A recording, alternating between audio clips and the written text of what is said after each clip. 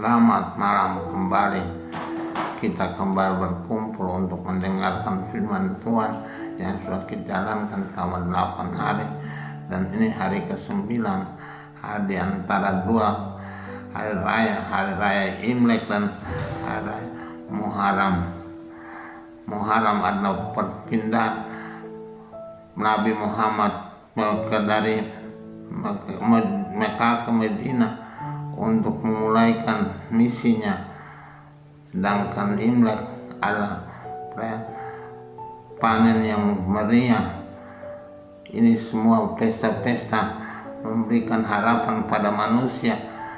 Pesta kita berada pada pesta yang luar biasa dari masyarakat umat yang percaya selalu pada Tuhan, tapi juga berharap untuk kebaikan-kebaikan dalam hidup ini.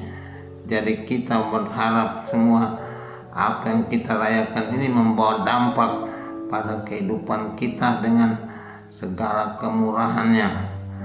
Kita mohon Tuhan untuk memberkati bangsa manusia di mana saja berada, supaya tetap sejahtera dan tidak ada pertikaian, pertentangan, permusuhan antara satu dengan yang lain.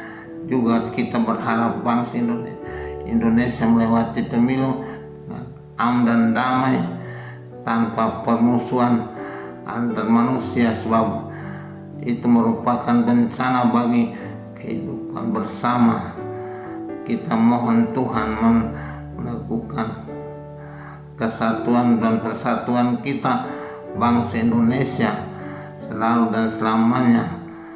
Kita mohon Tuhan untuk memberkati bangsa ini dengan kemurahan dan memberikan kepada bangsa ini kemakmuran dan kesejahteraan bersama. Hari ini hari penuh pengharapan karena pesta Muharram dan pesta Imlek membawa harapan baru pada bangsa manusia dan kepada bangsa Indonesia secara khusus.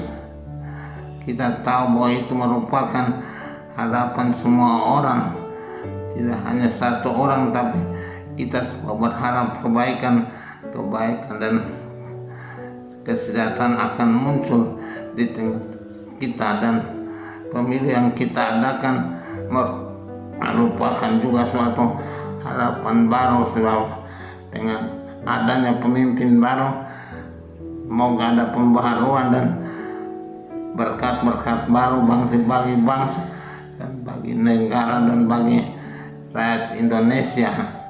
Kita berdoa tiap hari untuk kesuksesan pemilu itu sebagai tanda bahwa kita berharap kebaikan bagi kehidupan kita.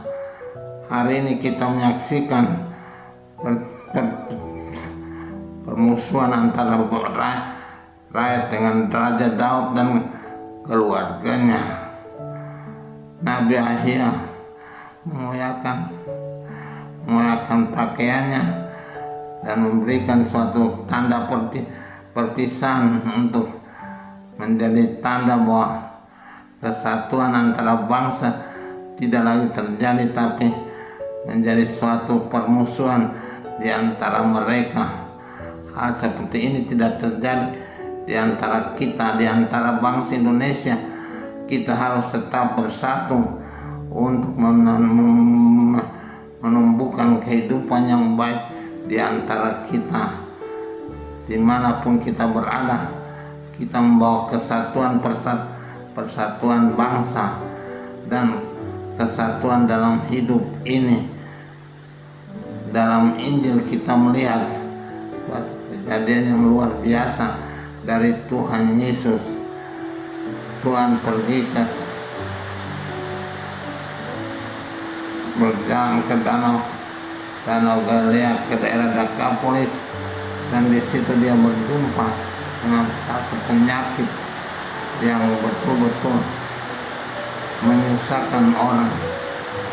Penyakit itu suatu penyakit bisu, dan tulis kalian kehidupan jadi susah kalau penyakit demikian terjadi bagi kita manusia. sehingga Tuhan mau datang untuk menyembuhkan orang yang sakit tuli dan bisu itu. Tapi penyembuhan kali ini dibuat secara luar biasa, secara istimewa, secara lain dari yang lain. Dia turun dan dia pegang orang itu, dia pegang lidahnya dan dia ambil, lalu dia meludah dan dia memberkati orang itu, dan dengan demikian penyakit itu jadi sembuh kembali. Bukan penyakit yang bertahan lama, tapi tetap dapat disembuhkan oleh kuasa Tuhan Yesus. Artinya penyakit itu penyakit yang dahsyat dan susah untuk disembuhkan, tapi dengan kuasa Tuhan Yesus penyakit itu bisa disembuhkan. Hanya dengan kuasa Yesus, kita hanya berlari pada Yesus dan dia bisa membuat apa saja untuk kebaikan kita. Iman percaya kita tahu bahwa Tuhan mempunyai kuasa untuk segala hal, dapat melakukan apa yang kita tidak bisa buat. Yang mustahil bagi manusia tidak mustahil bagi Tuhan. Tiada yang mustahil bagi Tuhan. Itulah selalu kita menyanyikan. Kita percaya bahwa Tuhan mempunyai jalan untuk membuat apa saja yang terbaik bagi kemanusiaan kita. Maka hari ini kita saksikan salah satunya penyembuhan oleh yang bisu tuli itu.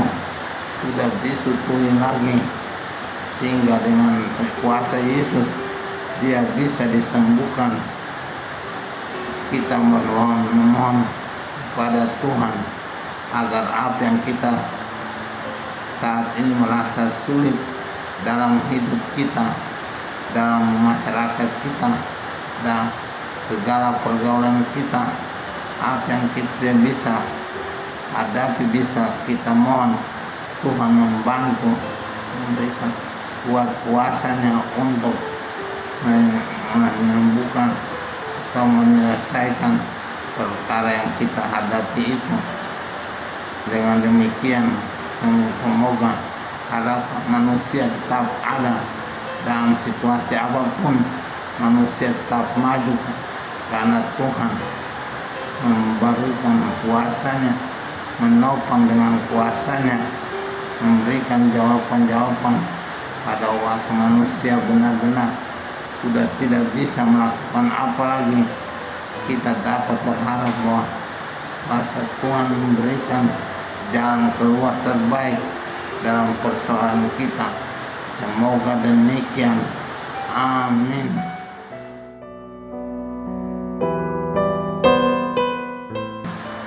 Tuhan Bapa yang baik, di antara hari Muharram dan Imlek ini kami membawa harapan baru dan hanya berharap padamu saja.